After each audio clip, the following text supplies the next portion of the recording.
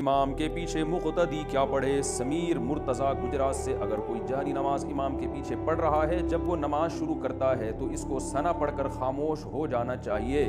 یا اس کو تعوذ اور تسمیہ بھی پڑھنا چاہیے؟ اور اگر کوئی سری نماز امام کے پیچھے پڑھ رہا ہے تو سورہ فاتحہ بھی پڑھنی چاہیے یا پھر کتنا پڑھنا چاہیے؟ جہری نماز ہو یا سری نماز ہو، آپ ثنا پڑھ کے امام کے پیچھے خاموش ہو جائیں قیام میں۔ اس کی دلیل حدیث ہے، رسول اللہ صلی اللہ علیہ وسلم نے فرمایا، بحقی کی حدیث ہے، من کان لہ امام فقراءۃ الامام لہ قراءۃ، جس شخص کا کوئی امام ہو تو آپ نے فرمایا امام کی قراءت مقتدی کے لیے کافی ہے۔ اور ناصر الالبانی رحمہ اللہ نے اس حدیث کو صحیح قرار دیا ہے۔ اسی وجہ سے ناصر الالبانی جو تھے ان کا اپنا بھی مذہب یہی تھا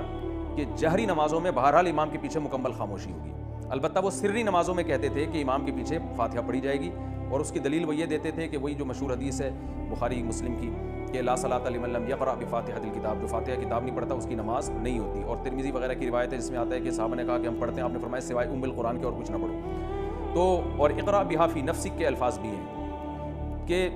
تو اس بیس پر البانی رحمہ اللہ کا مذہب یہ تھا کہ بھئی جہری میں نہیں پڑھی جائے گی لیکن سری میں پڑھی جائے گی، لیکن احناف نے اس حدیث کو عام لیا ہے جس میں آتا ہے من کان لہ امام فقراءۃ الامام لہ قراءۃ، نبی نے فرمایا جس کا امام ہو امام کی قراءت مقتدی کے لیے کافی ہے۔ تو یہ جہری اور سری کا نبی نے کوئی فرق نہیں کیا اس میں، لہذا جہری میں بھی امام کی قراءت چاہے وہ فاتحہ ہو یا سورت ہو وہ مقتدی کے لیے کافی ہے، سری میں بھی کافی ہے۔ رہا یہ مسئلہ کہ حدیث میں جو آتا ہے کہ اقرا بہا فی نفسک، سورہ فاتحہ کے بارے میں آتا ہے دل میں پڑھو، تو ہم کہتے ہیں دل میں پڑھنے کا مطلب اس کے معنی اور مفہوم میں آپ سورہ فاتحہ کے بارے میں غور کر سکتے ہیں، زبان سے نہ پڑھیں آپ، اس طرح سے تمام روایتوں میں تطبیق ہو جاتی ہے۔ رہا یہ مسئلہ کہ نبی صلی اللہ علیہ وسلم نے یہ جو فرمایا کہ جو فاتحہ نہیں پڑھتا اس کی نماز نہیں ہوتی، تو صحیح ہے مسلم میں پوری حدیث ہے، اس میں آگے آتا ہے من لم یقرأ بفاتحۃ الکتاب فصاعدا۔ سلیمان الاعمش ایک مشہور راوی ہیں، انہوں نے ان الفاظ کا اضافہ کیا ہے، اور امام مسلم نے اس حدیث کے بارے میں صاف کہا ہے ترید احفظ من سلیمان، کہ سلیمان الاعمش کا اضافہ یہ مقبول ہے۔ اس کے الفاظ ہیں جو سورہ فاتحہ نہیں پڑھتا اور آگے قرات نہیں کرتا اس کی نماز نہیں ہوتی۔ تو اس سے پتہ چلتا ہے فاتحہ کے بعد قرات بھی ضروری ہے، اور اس کا کوئی بھی قائل نہیں ہے امام کے پیچھے قرات بھی کی جائے۔ تو ہم کہتے ہیں جیسے وہاں آپ